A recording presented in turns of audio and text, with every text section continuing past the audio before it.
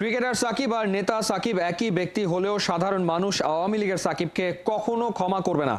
সাকিব আওয়ামী লীগের 300 আসনের একজন এমপি ছিলেন। জাতীয় ফুটবল দলের সাবেক অধিনায়ক ও বিএনপি নেতা আমিনুল হকের কোথায় বলেছে আমি ঠিক স্পষ্ট না। আমি একটা ভিডিও দেখেছি, সেখানে হয়তো একজন ছাত্র বলছিলেন যে ক্রীড়া উপদেষ্টা ভিতরে বলে গেছেন। আমি যে বিষয়টা সেটা আমি একটা বিবৃতির মাধ্যমে। আসসালামু আলাইকুম সুপ্রিয় দর্শক বন্ধুরা, এবার শেষ পর্যন্ত সাকিব আল হাসানকে নিয়ে মুখ খুলেছেন ক্রীড়া উপদেষ্টা আসিফ মাহমুদ এবং সেই সাথে সাকিব আল হাসানকে দেশে আনার জন্য মিরপুরে যারা আন্দোলন করেছে তাদেরকে কঠিন হুঁশিয়ারি দিয়েছেন।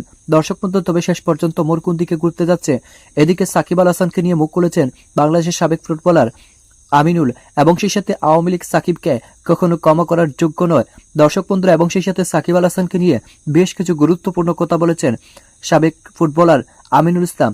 তো দর্শক বন্ধুরা, চলুন দেখে নেই তবে শেষ পর্যন্ত আসিফ মাহমুদ কি সঠিক কোনো সিদ্ধান্ত নিতে পারবেন সাকিব আল হাসানের বিষয়ে? অবশ্যই পুরো ভিডিও দেখবেন, তাহলে এই সকল বিষয়গুলো পরিপূর্ণ বুঝতে পারবেন। আমার ইন্ধনে কোথায় বলেছে আমি ঠিক স্পষ্ট না। আমি একটা ভিডিও দেখেছি, ক্রীড়া উপদেষ্টা ভিতরে বলে গেছেন। আপাতত দেশে না আসার পরামর্শ আমি বিসিবিকে দিয়েছি এবং বিসিবি সে অনুযায়ী কথা বলেছে।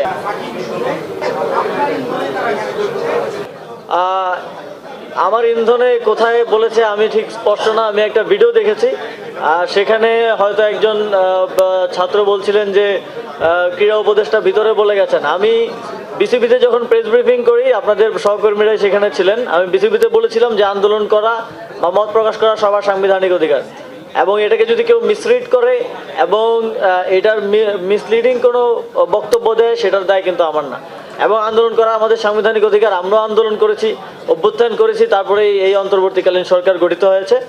এবং সাকিব আল হাসানের যে বিষয়টা সেটা আমি একটা বিবৃতির মাধ্যমে আমার পেজ থেকে স্পষ্ট করেছি। এবং আমি যেই উদ্ভূত পরিস্থিতিতে ক্রীড়াঙ্গনে যে কোনো প্রকার অনাকাঙ্ক্ষিত পরিবেশ যাতে না ঘটে এবং খেলোয়াড়দের নিরাপত্তা নিশ্চিত করার লক্ষ্যেই বিসিবিকে এই পরামর্শ দিয়েছি যে আপাতত দেশে না আসার পরামর্শ আমি বিসিবিকে দিয়েছি এবং বিসিবি সে অনুযায়ী কথা বলেছে। এবং নিরাপত্তা কিন্তু এটা না যে নিরাপদে দেশে এনে খেলানো। নিরাপত্তা এটাও যে দেশে আসলে যদি তার নিরাপত্তা বিঘ্ন ঘটার কোনো সম্ভাবনা থাকে সেটাকেও আগে থেকে নাল অ্যান্ড ভয়েড করা।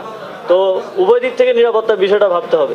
সকালে এসেই পরিদর্শন করেছি এবং আপনারা জানেন আমি আমার জাতীয় ক্রীড়া পরিষদের কর্মকর্তাদেরকে নিয়ে এসেছি যাতে তারা দেখতে পারে যে কি কি সংস্কার কাজ প্রয়োজন। এবং আপনারা জানেন বিপিএলকে সামনে রেখে আগামী 2 মাসের মধ্যে আমরা চট্টগ্রাম, ঢাকা এবং সিলেটের যে স্টেডিয়াম, 3টা স্টেডিয়ামের জন্য ইতিমধ্যেই প্রায় 31 কোটি টাকার একটা বরাদ্দ কিন্তু হয়ে গেছে প্রাথমিক একটা সংস্কার কাজ করার জন্য। এবারে বিপিএলটা আমরা সুন্দরভাবে করতে চাই, একটা ওভারঅল ভালো এক্সপিরিয়েন্স আমরা দর্শকদেরকে দিতে চাই। এই জন্য খুব ছোট ছোট ডিটেলস থেকে শুরু করে যেই সংস্কারগুলো না করলেই নয় সেগুলো আমরা 3টা স্টেডিয়ামেই করব। এবং আমাদের মাননীয় প্রধান উপদেষ্টা আপনারা জানেন, তিনি অলিম্পিক থেকে শুরু করে বড় বড় ইন্টারন্যাশনাল টুর্নামেন্টগুলোতে ডিজাইন করার ক্ষেত্রে ইনপুট দিয়ে থাকেন, ডিজাইন করে থাকেন। তিনি এবার সরাসরি আমাদেরকে পরামর্শ দিয়েছেন, অ্যাডভাইস দিয়েছেন কিভাবে একটা ভালো বিপিএল আমরা আয়োজন করতে পারি এবং তার সেই নির্দেশনা অনুযায়ী আমরা কাজ করছি। তার প্রাথমিক যেই কাজ সেটা হচ্ছে স্টেডিয়াম সংস্কার, সেটা আমরা করব। এবং চট্টগ্রামের 2টা স্টেডিয়ামের সংস্কার প্রয়োজন, আমি ইতিমধ্যে নির্দেশনা দিয়েছি। জেলা স্টেডিয়ামের ক্ষেত্রেও জেলা ক্রীড়া পরিষদকে আমি রিকুইজিশন দেওয়ার জন্য নির্দেশনা দিয়েছি।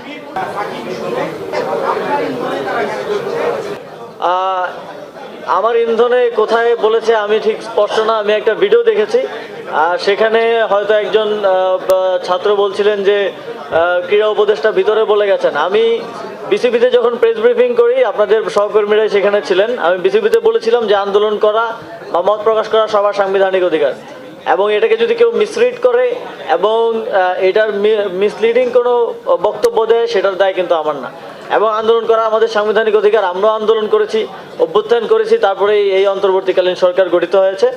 এবং সাকিব আল হাসানের যে বিষয়টা সেটা আমি একটা বিবৃতির মাধ্যমে আমার পেজ থেকে স্পষ্ট করেছি। এবং আমি যেই উদ্ভূত পরিস্থিতিতে ক্রীড়াঙ্গনে যে কোনো প্রকার অনাকাঙ্ক্ষিত পরিবেশ যাতে না ঘটে এবং খেলোয়াড়দের নিরাপত্তা নিশ্চিত করার লক্ষ্যেই বিসিবিকে এই পরামর্শ দিয়েছি যে আপাতত দেশে না আসার পরামর্শ আমি বিসিবিকে দিয়েছি এবং বিসিবি সে অনুযায়ী কথা বলেছে। এবং নিরাপত্তা কিন্তু এটা না যে নিরাপদে দেশে এনে খেলানো। নিরাপত্তা এটাও যে দেশে আসলে যদি তার নিরাপত্তা বিঘ্ন ঘটার কোনো সম্ভাবনা থাকে সেটাকেও আগে থেকে নালেন পয়েন্ট করা। তো উভয় দিক থেকে নিরাপত্তার বিষয়টা ভাবতে হবে। সাকিবকে কখনো ক্ষমা করবে না। সাকিব আওয়ামী লীগের 300 আসনের একজন এমপি ছিলেন। জাতীয় ফুটবল দলের সাবেক অধিনায়ক ও বিএনপি নেতা আমিনুল হকের সাফ কথা, সাকিব ইস্যুতে অন্তর্বর্তীকালীন সরকারকে দেশের মানুষের চাওয়াকে বেশ গুরুত্ব দিয়ে সিদ্ধান্ত নিতে হবে। অর্ণবাপী রিপোর্ট।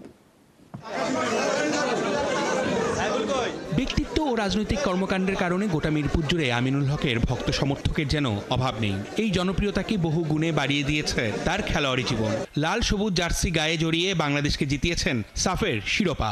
যতদিন একজন ফুটবলার হিসেবে দেশকে প্রতিনিধিত্ব করেছেন, রাজনৈতিক মতাদর্শকে সামনে আনেননি। অথচ উল্টো চিত্র সাকিব ও মাশরাফির বেলায়। আওয়ামী লীগ গত 17 বছর যে স্বৈরাচারী কার্যক্রম চালিয়েছে, জুলুম, নির্যাতন, নিপীড়ন, তার অংশ হিসেবে এখন বাংলাদেশের মানুষ সাকিব এবং মাশরাফিকেও দেখছে।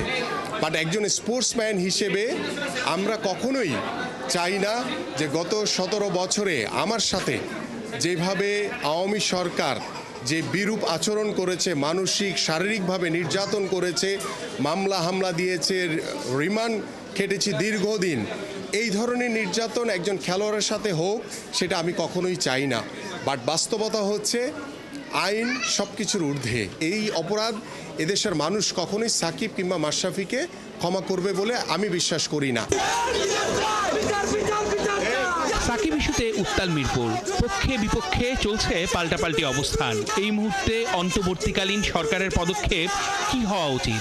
আমার কাছে মনে হয় যে বর্তমান যে অন্তর্বর্তীকালীন সরকার, তারা টোটাল বিষয়টি পর্যবেক্ষণ, আলোচনা সব কিছু করে এটি রাষ্ট্রীয় সিদ্ধান্ত যে সাকিব যেহেতু দেশের পক্ষে খেলতে চায় বা স্টিল সে খেলছে, তো সেই জায়গা থেকে যেহেতু সাকিবের বিরুদ্ধে হত্যা মামলা হয়েছে, সেখানে আমাদের যে অন্তর্বর্তীকালীন সরকার যারা দায়িত্বরত রয়েছেন তারা আলোচনা করে এটি তারা যে সিদ্ধান্ত নেবেন সেটির পক্ষে আমরা রয়েছি। মিরপুরের নিরাপত্তা নিয়ে উঠেছে শঙ্কা। সাউথ আফ্রিকার সাথে ম্যাচ চলাকালীন যে কোনো ধরনের অপ্রীতিকর ঘটনা ক্রিকেটের আন্তর্জাতিক অঙ্গনে নষ্ট করতে পারে বাংলাদেশের ভাবমূর্তি। দেশনায়ক তারেক রহমানের নির্দেশনায় আমরা প্রত্যেকটি জায়গা পর্যবেক্ষণ করে আমরা পুলিশ বাহিনী, আমাদের সেনাবাহিনী এবং আমাদের আনসার ভাইদের সাথে আমরাও সার্বক্ষণিকভাবে নিরাপত্তা নিয়ে সচেষ্ট থাকব, যাতে বাংলাদেশে যে সাউথ আফ্রিকা এসছে এবং সেখান থেকে যাতে আমরা যেহেতু নতুন একটি বাংলাদেশ আমরা দেখছি, সেই স্বাধীন বাংলাদেশে যাতে কোথাও কোনো রকম বিশৃঙ্খলা না হয় সেদিকে আমরাও কড়া নজর রাখবো ইনশাআল্লাহ। ক্রিকেট কিংবা ফুটবল, লক্ষ্য যখন খেলাধুলায় ছিনিয়ে আনা অর্জন। তো দর্শক বন্ধুরা, আপনারা হয়তো পুরো ভিডিও দেখে এবং সেই সাথে আসিফ মাহমুদের এই সকল কথাগুলো শুনে অবশ্যই বুঝতে পেরেছেন অবশেষে সাকিব আল হাসানের এই সকল বিষয় নিয়ে মুখ খুলেছেন এবং সেই সাথে তিনি বেশ কিছু গুরুত্বপূর্ণ কথা বলেছেন। সব মিলিয়ে বলা যায় সাকিব আল হাসানের দেশে ফিরে আর অসম্ভব হয়ে পড়েছে, কারণ সাকিব আল হাসান দেশে ফিরলে তাকে জেলে না ঢুকালে আন্দোলন আরও বিঘ্ন হতে পারে এবং সেই সাথে দেশে আরও আন্দোলন লেগে যেতে পারে। তো দর্শক বন্ধুরা, সব মিলিয়ে বলা যায় শেষ পর্যন্ত সাকিব আল হাসানের টেস্ট ক্যারিয়ার এবং ক্রিকেট ক্যারিয়ার এখানেই শেষ হয়ে গিয়েছে এবং সেই সাথে সাবেক ফুটবলার আমিনুল ইসলাম আওয়ামী লীগের হাতে অনেক নির্যাতিত হয়েছেন, যার কারণে সাকিব আল হাসানকে নিয়ে তিনি এমন মন্তব্য করেছেন। তো দর্শক বন্ধুরা, আপনারা এই পুরো ভিডিও দেখে এবং সেই সাথে সকল তথ্যগুলো জেনে আপনাদের কাছে কি মনে হচ্ছে? তাহলে কি সত্যি সাকিব আল হাসানের জন্য কঠিন দিন অপেক্ষা করছে এবং সাকিব আল হাসান জেলে আসতে হচ্ছে? তো দর্শক বন্ধুরা, এই বিষয়ে আপনাদের মতামত